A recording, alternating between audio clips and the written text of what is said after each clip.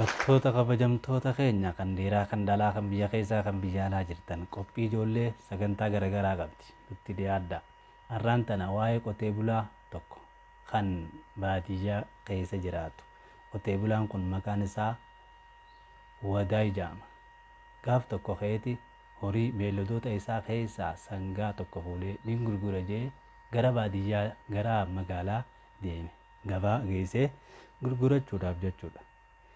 Hoggaa geessee jallaaba geessee gurguratee maallaqa isaa fudhatee horii uummata irraa bitate saniif kannee magaalaa keessaas garagalee nyaataan nyaadha jedhee hoteela tokko seene. Mana tokko gizee seenuu mana hoteelaa seene inni.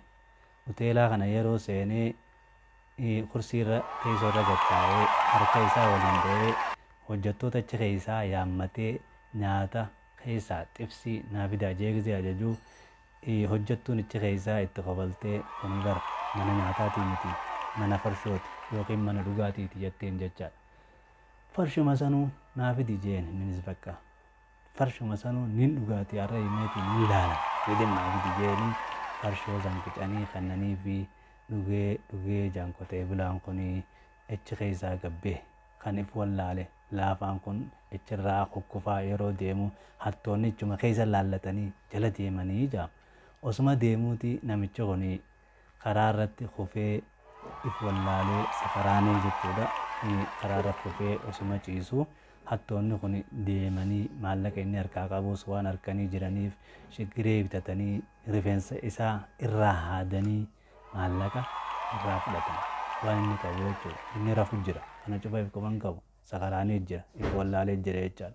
Kana booda isaan biraa deeman waan maallaqa sana irraa fudhatan booda inni turee hirriiba irraa dammaqee gizee if laalu rifatee eesaan jira maalittiin jira jee if laalee if qaqqabatee maallaqa isaa yeroo dhabu maallaqni isaa homaa takkaallee keessa hin jiruuf jechuudha.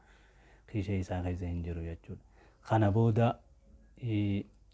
osuma gattaa'ee ol ka'ee ce'ee achi ce'ee boo'ee namni itti dirmatu dhabee magaalaa keessatti namni akka fedhee ta'es namni wanta namni ta'e. Kanaaf namichi mataa gizee qabatu mataan isaa moluudha malaataadha. Rifeensa hin qabu. Duraan kan rifeensa qabu beeka inni. Kun anaa miti jeetuma hirriiba isaatti deebi'ee jira. Kanarraa wayii barti jenneeti dhaggeeffattoota kabajamtoota keenya kanaaf asumatti dhaabnaa qophii ijoollee sagantaa garaagaraa qabnaa laayik sheer nu godhuu hin dagatinaa.